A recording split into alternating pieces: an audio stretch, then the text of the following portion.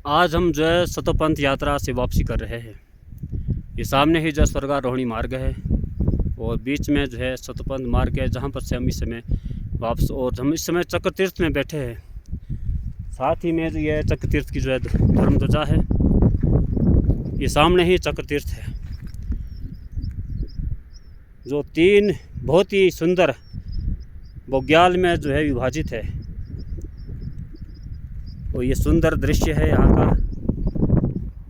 ऊंची चोटियों का। ये नीलकंठ पर्वत सामने ही है जो बद्री विशाल के सामने ही है और सतपंथ मार्ग में भी है, दिखता है। ये सामने ऊंचा ग्लेशियर है जो बर्फ़ से ढके है और इस समय चांदी की तरह चमके हुए हैं। मेरे साथ मेरे साथी जगदीप जी है, सुनील जी है। मैं जगदीप जी से जानना चाहूँगा कि ये उनकी कौन सी यात्रा है और उन्हें यहाँ आकर जो है कैसा महसूस हो रहा है। तो आगे आपको जगदीप जी जो इस विषय में अपने विचार प्रकट करेंगे, आप ध्यान से सुने। मेरी यह दूसरी यात्रा है। पहली यात्रा मेरी 2018 में थी। आपको यहाँ आके कैसा लग रहा है? बहुत अच्छा महसूस हो रहा है इस वक्त, परंतु चक्र तीर्थ से जो सतोपंथ का मार्ग है वो बहुत कठिन है।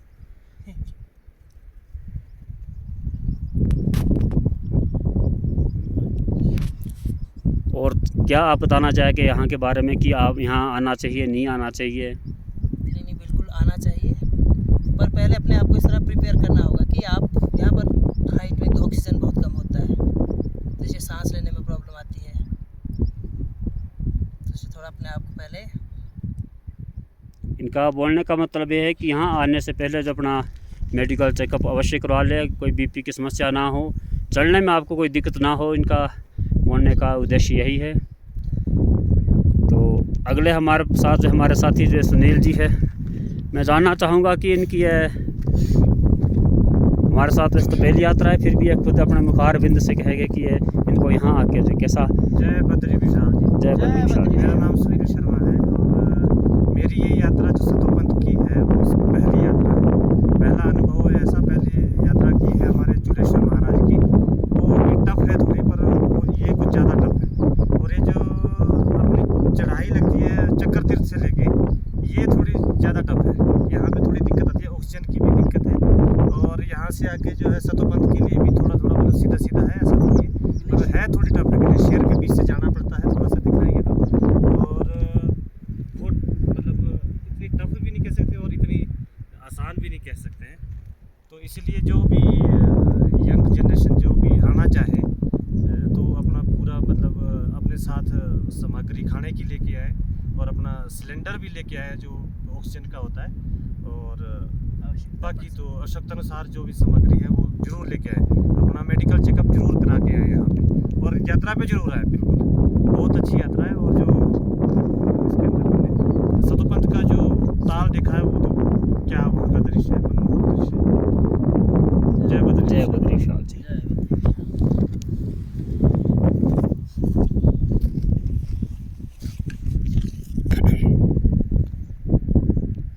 अब हमारे साथ है हमारे बड़े भाई रमेश चौहान जी। हाँ जी, आपकी यहाँ कौन सी यात्रा है भैया जी? जय बद्री विशाल। जय बद्री विशाल। मेरी ये दूसरी यात्रा है। पहली यात्रा हमारी 2018 में हुई थी, जिसमें हम 9 आदमी यहाँ आए थे, मेरे भाई बंधु ही थे। और ये हमारी दूसरी यात्रा है और इसमें जगदीप जी है, मेरी दूसरी यात्रा भी मेरे साथ है, तो मुझे अच्छा लग रहा है। हाँ, यात्रा के बारे में ये आपको मैं अवश्य बताना चाहता हूँ कि ये मार्ग वैसे तो कठिन काफ़ी है, लेकिन अगर मन में दृढ़ निश्चय हो तो बहुत सरल भी है। आपको नारायण और भगवान का ध्यान करते हुए, बद्री विशाल का ध्यान करते हुए आगे चलते रहेंगे तो आपको ये मार्ग बहुत ही जो है अच्छा लगेगा, कोई कठिनाई आपको महसूस नहीं होगी। इस समय हम चक्र तीर्थ में धर्म ध्वजा के पास है और ये सामने ही चक्र तीर्थ है। कहा जाता है कि यहाँ पर पांडवों में जो अर्जुन थे, उन्होंने यहाँ घोर तपस्या करके पाशुपत अस्त्र प्राप्त किया था भगवान शिव से, और स्वर्गारोहणी यात्रा के दौरान उन्होंने यहीं पर जो है प्राण त्याग दिए थे।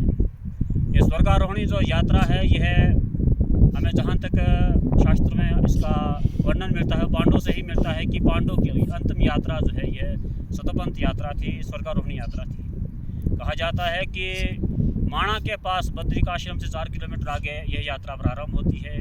वहाँ भीमकुल के साथ ही जो है माता द्रौपदी ने प्राण त्यागे थे। उसके बाद आगे लक्ष्मी बनाता है, वहाँ नकुल ने प्राण त्यागे थे। और सहस्त्रधारा बीच में जो वहाँ सहदेव ने प्राण त्यागे थे। चक्रतीर्थ में अर्जुन ने और शतपंथ में जो है भीम ने अपने प्राण त्यागे थे। स्वर्गारोहणी तक जो युधिष्ठिर ही सशरीर गए थे, ऐसा कहा जाता है। यह यात्रा मैं आपको बताना चाहूँगा कि चक्रतीर्थ तक तो बहुत आसान है, ये आसान यात्रा है। चक्रतीर्थ के आगे थोड़ा सा अगर दृश्य दिखाएंगे तो ऊबड़ खाबड़ है, इसमें रास्ता तो है ही नहीं है। पत्थर पे एक पत्थर से दूसरे पत्थर पर छलांग लगानी पड़ती है और नीचे ग्लेशियर है, पानी बह रहा है, थोड़ा इसमें बड़े ध्यान से चलना पड़ता है।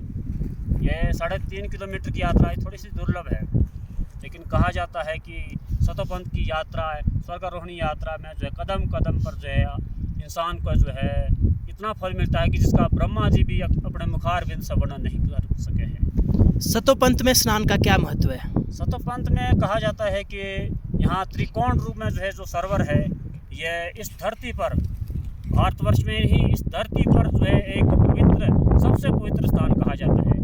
और यहाँ एकादशी को ब्रह्मा विष्णु महेश इस सरोवर के तीनों कोणों में जो है स्नान करते हैं, इसलिए इसकी महानता और भी बढ़ जाती है। और त्रिदेवों के स्नान के बाद सभी देवता जो है स्नान करते हैं, ऐसा शास्त्र में वर्णित है।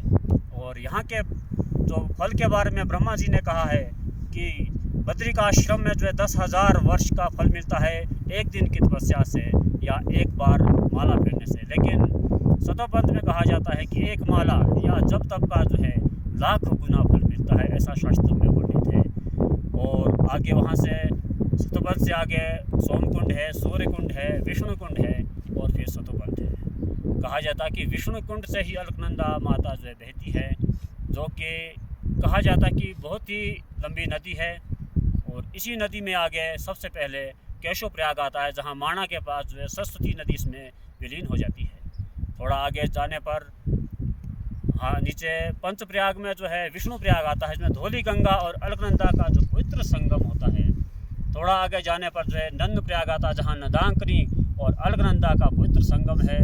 और आगे जाके जो है कर्ण प्रयाग आता है। कर्ण प्रयाग में अलकनंदा और पिंडार गंगा का जो है बहुत ही अच्छा सुंदर संगम होता है, जिसे कर्ण प्रयाग के नाम से जाना जाता है। थोड़ा आगे जाने पर जो है रुद्रप्रयाग में जो है जो संगम है वो अलकनंदा और मदांकनी नदी का है, जो कि केदारनाथ से आती है। वो भी बहुत ही पवित्र संगम है।